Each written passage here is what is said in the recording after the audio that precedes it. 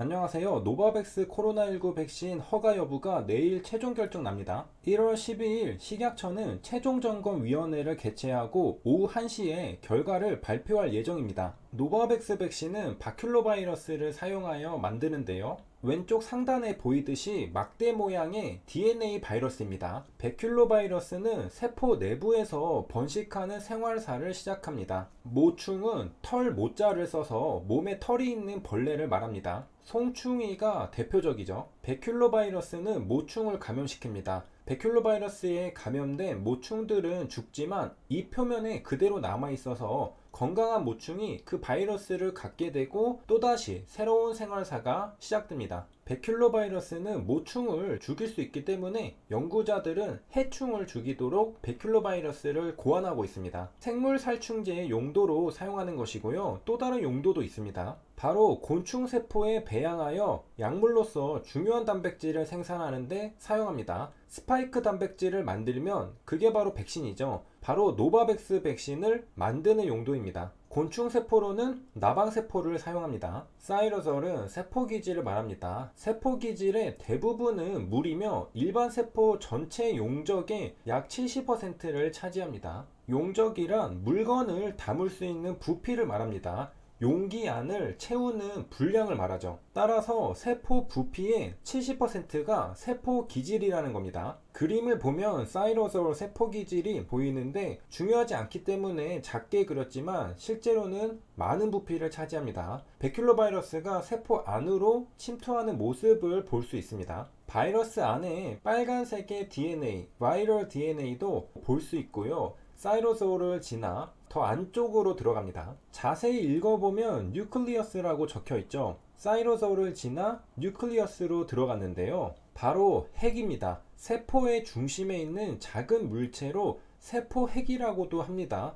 핵막에 쌓여 있습니다. 핵막은 뉴클리어 멤브레인이라고 합니다. 세포막과 핵막은 다릅니다. 세포핵을 싸고 있는 막을 핵막이라고 부르죠. 핵막도 지질로 이루어져 있습니다. 그리고 핵막의 안쪽에 유전물질인 DNA가 있습니다. 핵막에는 작은 구멍이 나 있는데요. 전령 RNA, 메신저 RNA, mRNA가 핵 밖으로 나가는 통로 구실을 합니다. 뉴클리어스 핵을 보면 작은 구멍들이 송송송 나 있는 걸 볼 수 있습니다. 저 구멍을 통해 mRNA가 사이로졸로 나가는 겁니다. 그런데 베큘로바이러스는 저 핵막을 통해 핵 속으로 들어가는 걸 알 수 있습니다. 굉장히 깊게 침투하네요. 세포막도 침투하고 핵막도 침투해서 말 그대로 핵에 도달합니다. 왜 베큘로바이러스는 핵 속으로 들어갈까? 외부에서 DNA를 주입하여 질병을 치료하는 유전자 치료법이나 DNA 백신 개발에서 가장 큰 기술적 난제는 DNA를 핵 속으로 정확하게 전달하는 것이라고 합니다. 일단 DNA 바이러스, DNA를 이용한 치료제, DNA를 이용한 백신들은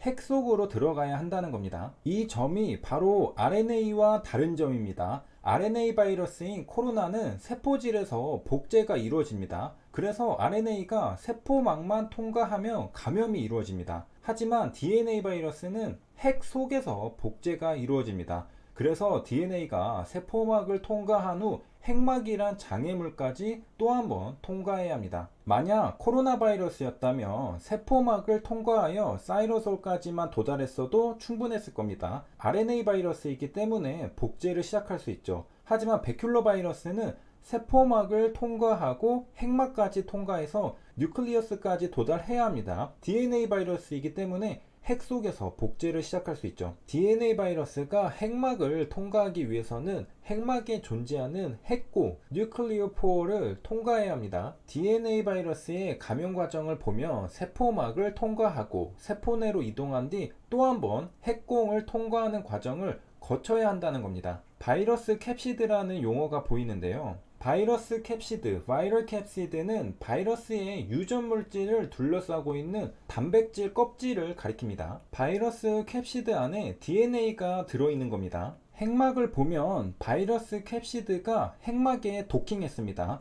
그리고 핵공 사이로 DNA가 물뱀처럼 헤엄쳐 들어가는 걸 볼 수 있습니다. 검은색 줄넘기 줄처럼 생겼죠. 이건 베큘러 바이러스가 핵막에 핵공을 통과하는 것과 똑같습니다. 빨간색 DNA가 들어가서 원처럼 펼쳐졌습니다. 해당 예시는 DNA 바이러스인 헤르페스 바이러스가 어떻게 세포를 감염시키는지 살펴본 건데요. 헤르페스 바이러스가 성공적으로 세포를 감염시키기 위해서는 DNA가 반드시 핵막을 통과해야 합니다. 스팅 단백질이 필수적입니다. 만약 스팅 단백질이 발현하지 않으면 바이러스 DNA가 핵막을 효과적으로 통과하지 못하고 그 결과 감염에 실패하게 되는 것을 발견하였습니다. 핵막에 발현된 스팅 단백질에 바이러스 캡시드가 결합하면 DNA가 핵 속으로 들어갈 수 있다는 겁니다. 열쇠로 문을 따고 들어가는 겁니다. 이런 식으로 세포를 감염시키고 복제하는 바이러스가 DNA 바이러스입니다. 베큘러 바이러스가 DNA 바이러스죠.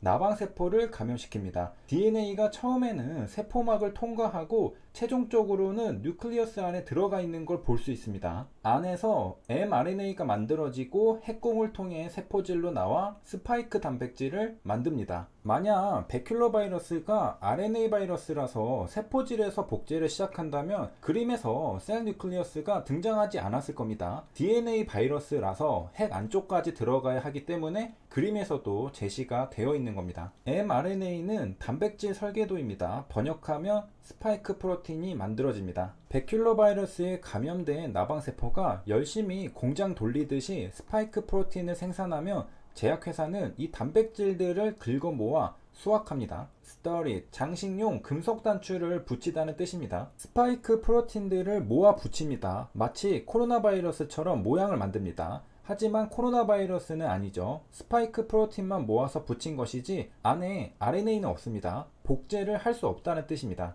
보통 실험실에서 쓰는 바이러스는 아데노, 렌티, 레트로바이러스라고 합니다. 모두 바이오 세이프티 레벨 2라고 합니다. 생물 안전 등급인데 안전한 실험실 설계를 위한 기준입니다. 미생물 실험은 언제나 감염 가능성이 있기 때문에 이를 방지하기 위한 세심한 준비가 필요합니다. 그래서 바이오 세이프티 기준이 필요하죠. 미생물의 전염력은 높은지 심각한지 등을 고려하여 4단계로 구분합니다. BL1, BL2, BL3, BL4 순으로 위험합니다. 아데노, 렌티, 레트로바이러스는 BSL2입니다. 바이오 세이프티 레벨 2죠. 바이오 세이프티 레벨 1, BSL1은 상대적으로 위험하지 않은 미생물을 주로 다룹니다. 그리고 바이오 세이프티 레벨 2, BSL2는 HIV 바이러스 등 더 위험한 미생물을 다룹니다. 바이오 세이프티 레벨 2 바이러스들이 위험하지는 않은가 질문한 건데요. 아데노바이러스는 기본적으로 DNA 바이러스이며 세포질에서 바이러스 파티클을 만든다고 합니다. DNA 바이러스지만 핵 안으로 안 들어간다는 겁니다. 어떻게 DNA 바이러스인데 세포 핵 안으로 안 들어가도 될까? DNA 바이러스는 복제를 위해 반드시 숙주세포의